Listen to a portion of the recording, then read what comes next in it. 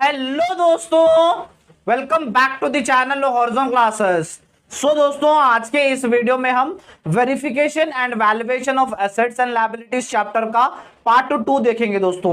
सो आज के इस वीडियो में हम बड़ा ही important topic valuation of assets and liabilities क्या होता है, पहले हम मीनिंग जानेंगे दोस्तों, उसके बाद हम ऑब्जेक्टिव्स देखेंगे, वैल्यूएशन क्या होता है वो आज के इस वीडियो में हम डिटेल में डिस्कस करेंगे दोस्तों। सो चलिए हमारी वीडियो की हम शुरुआत करते हैं। सो चलिए दोस्तों, दिए गए मीनिंग से समझते हैं वैल्यूएशन क्या होता है। सो चलिए देख लेते हैं।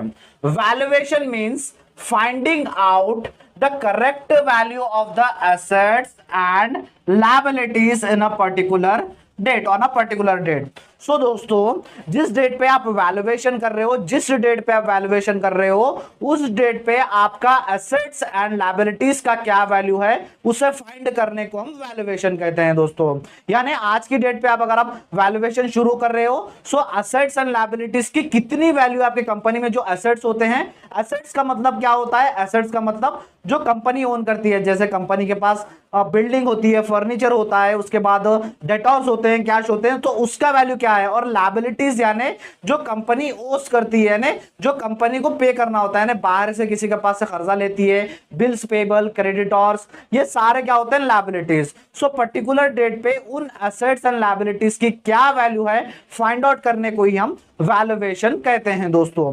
अभी डिटेल में दिया गया है, चलिए देखते हैं डिटेल में क्या है।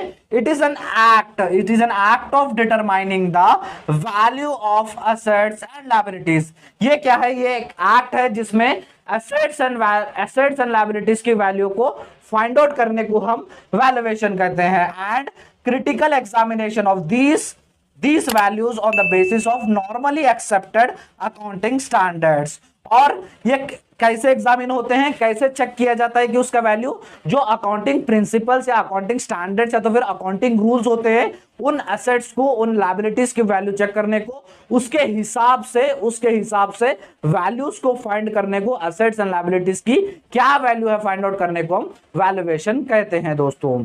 ये था हमारा डिटेल सा मीनिंग। वैल्यूएशन यानी एसेट्स एंड लायबिलिटीज की क्या वैल्यू है ऑन अ पर्टिकुलर डेट, उसे हम कहेंगे वैल्यूएशन दोस्तों।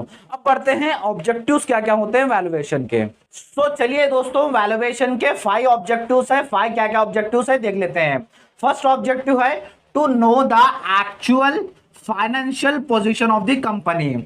सो दोस्तों, कंपनी का पोजीशन क्या है, कंपनी प्रॉफिट कमा रही है या तो फिर लॉस कमा रही है, आप पता कर सकते हैं थ्रू दी वैल्यूएशन। यानी आपकी कंपनी में एसेट्स कितने हैं, एसेट्स की वैल्यू कितनी है और लायबिलिटीज की क्या वैल्यू है, अगर आपको पता चल जाए तो आप इजीली पता कर सकते हैं कि कंपनी का पोजीशन क्या है। कंपनी अगर एसेट्स ज्यादा रहे तो समझ जाना कंपनी प्रॉफिट कर रही है, अगर लायबिलिटीज ज्यादा है तो कंपनी लॉस झेल रही है बोल के समझ में आ जाता दोस्तों।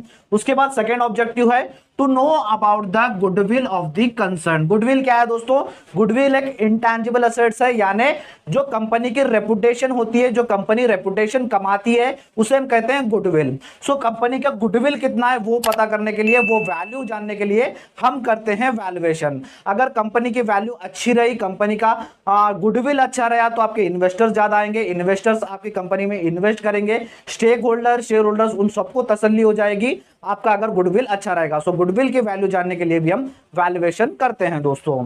थर्ड है to know the difference in the value of the assets at the time of purchase and at the time of balance sheet. So दोस्तों, एक मेन ऑब्जेक्टिव है, हमें डिफरेंस पता करना होता है। जब आपने एसेट्स खरीदा था तब उसका वैल्यू क्या था, और अब अगर हम बैलेंस शीट चेक कर रहे हैं, वैल्यूएशन कर रहे हैं, तो अब उसका वैल्यू क्या है। एग्जांपल देके कम समझाता हूं। कुछ एसेट्स तो ऐसे होते हैं जिसका अप्रिसिएशन भी होता है, जिसका डेप्रिसिएशन भी होता है। एग्जांपल लेता हूं, अब आपने एक फर्नीचर लिया था 1 लाख में, सो आप फर्नीचर को यूज करते जाओगे तो उसका डिप्रिसिएशन होता जाएगा, उसका वैल्यू कम होता जाएगा। जब आपने खरीदा था तब उसका वैल्यू ज्यादा था, अब कम होता जाएगा।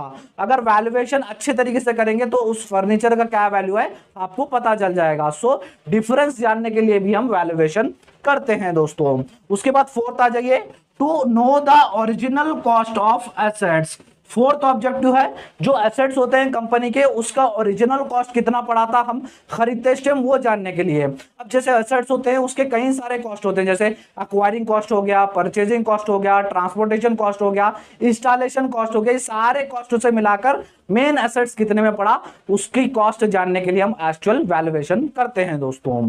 उसके बाद फिफ्थ आ जाइए, to know the mode of investment of the capital of the money. So दोस्तों जो आप इन्वेस्टमेंट लगा रहे हो, जो आप कैपिटल रेगुलर कैपिटल लगा रहे हो आपके बिजनेस में, वो आपका पैसा कहां जा रहा है, कौन से रिसोर्सेस में आप खर्चा कर रहे हो, कौन से एसेट्स में खर्चा कर रहे हो, कौन सी लायबिलिटी पे करने के लिए खर्चा कर रहे हो, ये सब जानने के लिए हम वैल्यूएशन करते हैं दोस्तों। ये थे दोस्तों हमारे 5 ऑब्जेक्टिव्स ऑफ वैल्यूएशन। एक बार जल्दी से स्क्रीनशॉट ले लीजिएगा। तो दोस्तों ये था हमारा वैल्यूएशन का मीनिंग एंड ऑब्जेक्टिव्स का टॉपिक दोस्तों। और एक बात मैं आपको बता दूं दोस्तों, मैं principles and practice of auditing का सिलेबस स्टार्ट कर दिया था, जिसके प्लेलिस्ट का लिंक मैं आपको डिस्क्रिप्शन बॉक्स में दे दूंगा, जहां पर आपको एक ही जगह पर सारी क्लासेस मिल जाएगी दोस्तों। तो एक बार जाकर डिस्क्रिप्शन बॉक्स चेक कर लीजिएगा। और इस चैप्टर का पार्ट 1 भी मैंने कराया था, पार्ट 1 भी डिस्क्रिप्शन बॉक्स में दे दूंगा दोस्तों। सो दोस्तों अगर वीडियो अच्छा लगा तो वीडियो को लाइक कर दीजिए, हमारे इस चैनल को सब्सक्राइब भी कर लीजिए।